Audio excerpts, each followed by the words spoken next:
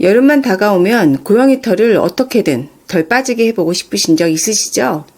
날리는 털에 코가 간질간질, 알레르기에 숨쉬기도 힘들고 청소기 돌려도 그 순간뿐이고 금세 다시 바닥에 고양이 털이 우수수. 순간 이런 생각이 들죠. 그냥 시원하게 한번 밀어볼까? 오늘 이야기는 바로 여기서 시작됩니다. 특히 초보 집사님들은 꼭 봐주셨으면 좋겠어요. 오늘 영상에서는 우리가 좋은 의도로 했던 미용이 어떻게 고양이에게는 큰 스트레스, 심지어 생명까지 위협할 수 있는 일이 될 수 있는지를 이야기해보려고 해요. 많은 집사님들이 처음에는 고양이가 더 많은 것 같아서 해주려고 혹은 털날림을 줄이려고 미용을 고려합니다. 하지만 대부분은 결국은 나 편하자고 하는 일이었다는 걸 인정하게 되죠. 미용 직후 스트레스 반응을 보이는 고양이들이 많습니다. 털이 밀린 배를 계속 핥는다거나 식욕이 줄고 활력이 떨어지는 모습까지, 특히 장모종의 경우 여름철 무더위나 헤어볼 문제로 미용을 시도하는 경우가 많지만 모질 손상, 피부 문제 등 부작용도 뒤따릅니다. 게다가 수의사나 전문가의 상담 없이 이루어지는 셀프 미용은 상처나 피부 트러블로 이어지기 쉽고 드물지만 스트레스로 인해 사망한 사례도 있다고 합니다. 흔하진 않지만 절대 가볍게 넘길 일은 아닌 것 같아요. 그럼 도대체 고양이 미용이 왜 위험한지 그 이유를 조사해 보았습니다. 고양이 미용이 위험한 이유 3가지. 그 첫 번째, 심한 스트레스로 인한 건강 이상. 미용 후 아이가 밥을 안 먹거나 그루밍을 집착적으로 반복하고 또한 수면 패턴도 무너졌다는 댓글을 많이 보았습니다. 특히 무마치 미용 중 큰 소리를 내거나 강한 제압, 장시간 고정 등이 고양이에게 극도의 공포감을 유발할 수 있고 경우에 따라서는 쇼크사까지 경험한 집사들이 있습니다. 심한 경우에는 미용 목적이 아닌 초음파를 하기 위해서 진정제를 먹이고 배털을 밀었다고 하는데요. 이후에 계속 털없는 부분만 핥고 밥도 안 먹는다고 호소하는 글도 보았습니다. 고양이 미용이 위험한 이유 그 2번째, 피부 손상 및 자가 상처 유발.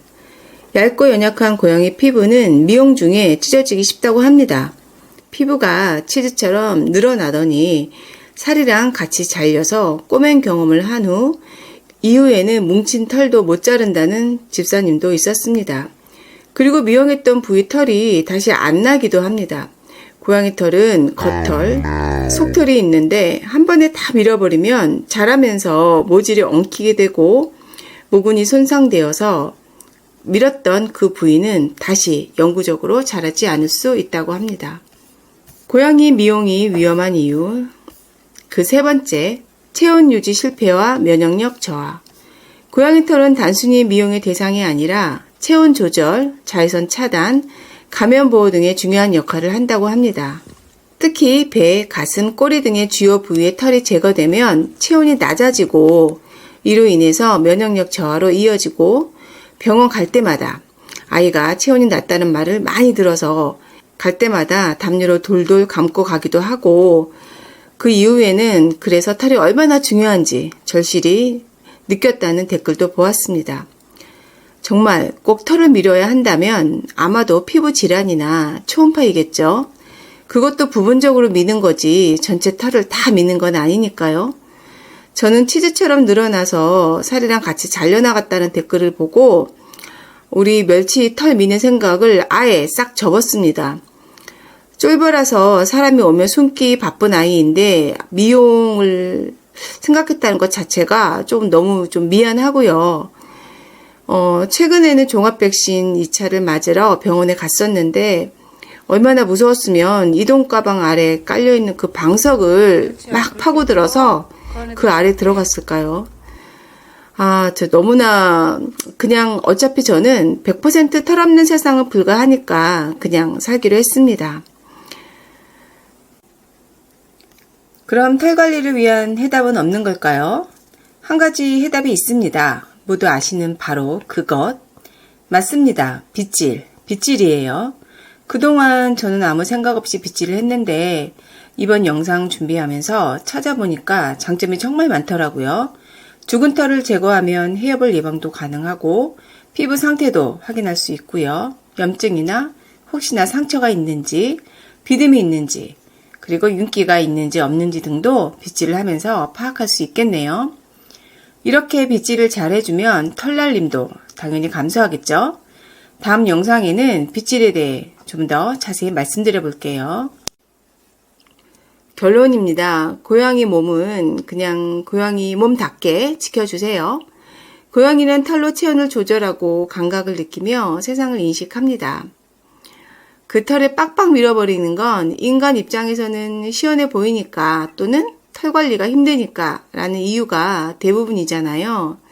수많은 집사들이 이렇게 말을 합니다.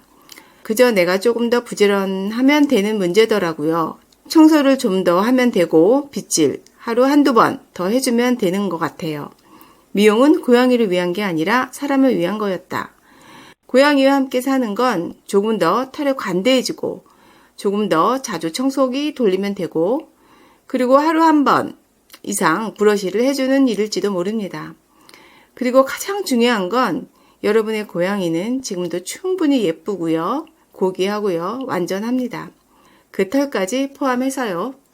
오늘도 행복한 집사 생활이 되시길 바라면서 오늘 영상은 여기서 마칠게요. 감사합니다.